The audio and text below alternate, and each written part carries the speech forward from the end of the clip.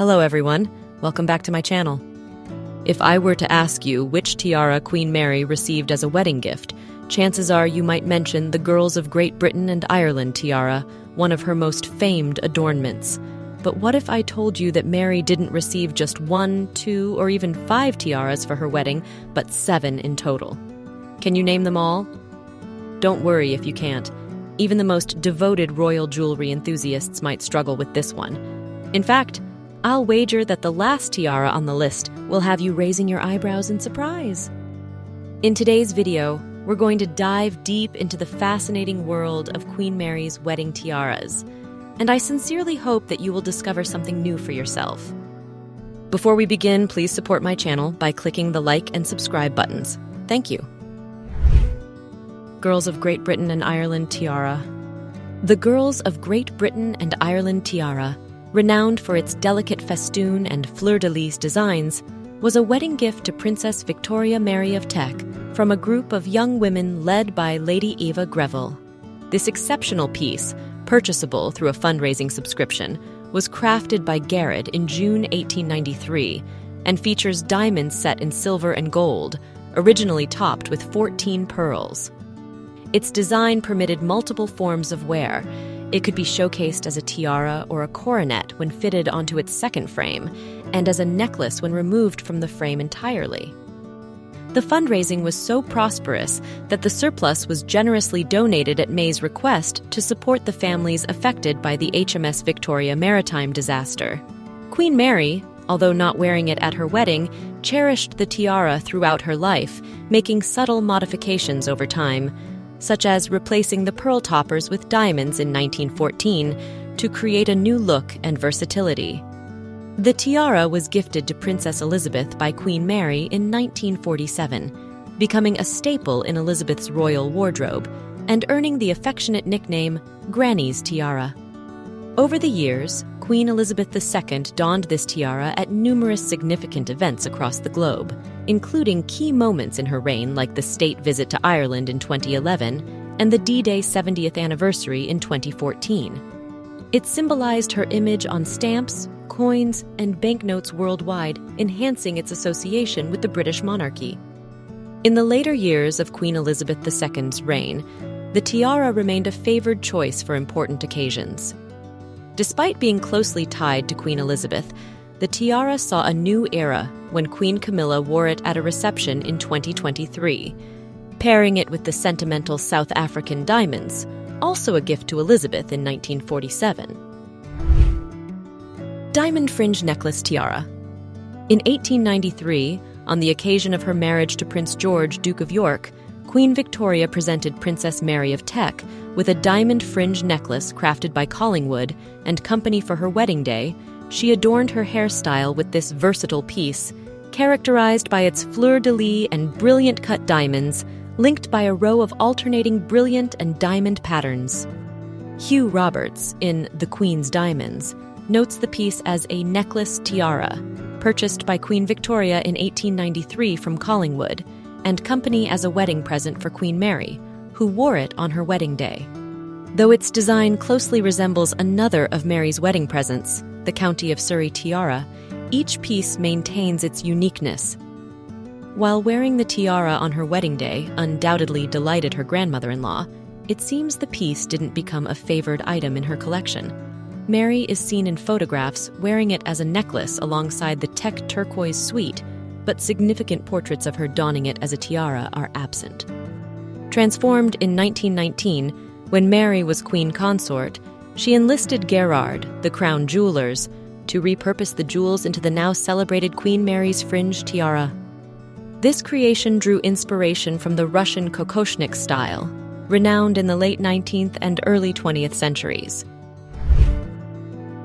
The Surrey Fringe Tiara.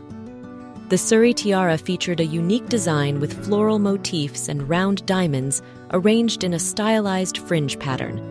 While the creator of this tiara remains unidentified, it shared the versatile characteristic common to Queen Mary's wedding tiaras, being convertible. A 1905 photograph shows Queen Mary wearing the tiara as a necklace, beneath the love trophy collar crafted by Gerard in 1901. Unlike some other royal tiaras, the Surrey tiara no longer exists within or outside the royal collection.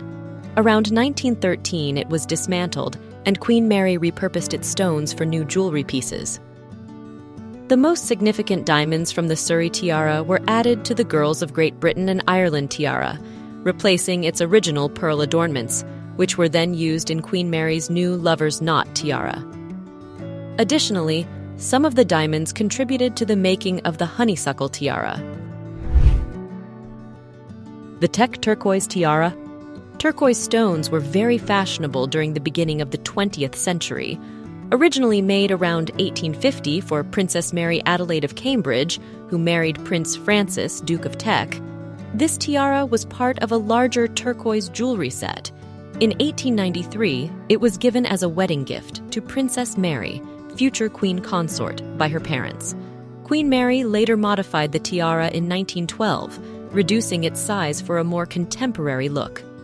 Years later, the tiara and its accompanying jewelry suite were passed down to Mary's daughter-in-law, Alice, Duchess of Gloucester, as a wedding present. Alice frequently wore the tiara, notably at a 1955 fashion show and during a 1972 state visit from Queen Juliana of the Netherlands. By the late 1970s, Princess Alice passed on the Teck turquoise tiara and parure to her daughter-in-law, the current Duchess of Gloucester. While it may not be the tiara she wears most frequently, it makes occasional appearances, such as during the Guildhall banquet in March 2015, which took place amidst the Mexican state visit. Evie tiara. The Evia tiara, named after its benefactors Lord and Lady Ivy of the renowned Guinness family. Unlike many of her other pieces, Mary chose not to alter this tiara significantly over the years, despite her penchant for modifying her jewelry. The tiara features a delicate floral design, leading some to refer to it as the Gloucester leafage tiara. After Queen Mary's death in 1953, the tiara passed to her daughter-in-law, the Duchess of Gloucester, and has since been worn by the women of the Gloucester family, including Birgitta, the current Duchess, and Lady Rose Windsor, the daughter of the current Duke, who wore it at her wedding in 2008. Though not frequently seen, the tiara remains a favorite for select occasions. Birgitte has worn the piece for banquets and official photographs.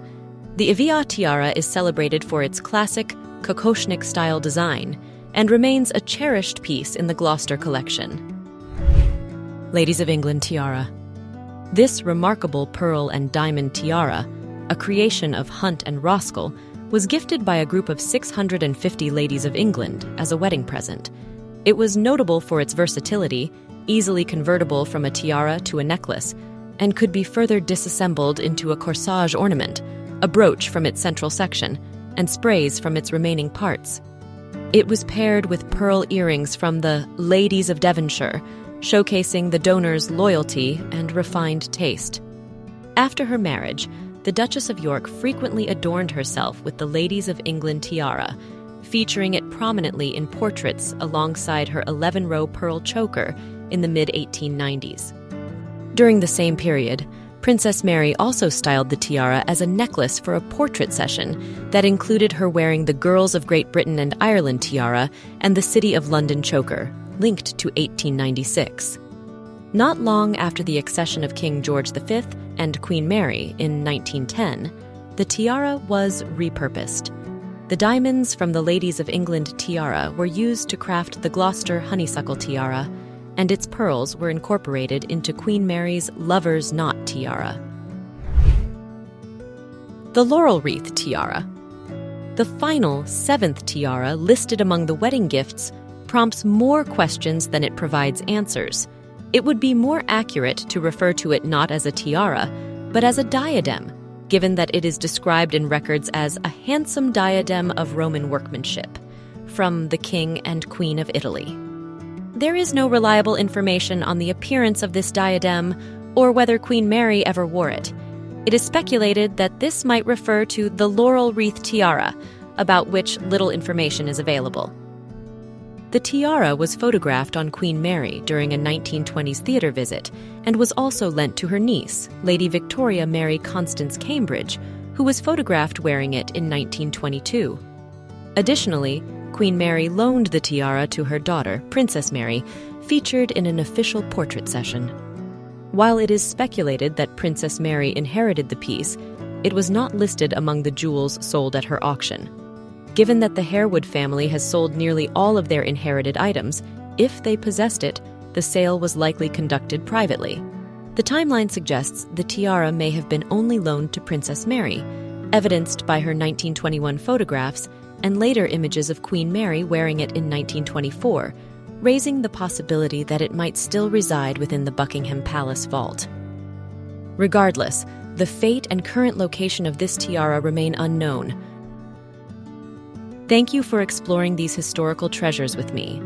If you found this video enlightening, please support by liking, subscribing, and sharing. Don't forget to hit the notification bell to stay updated on our latest content. Your engagement is greatly appreciated.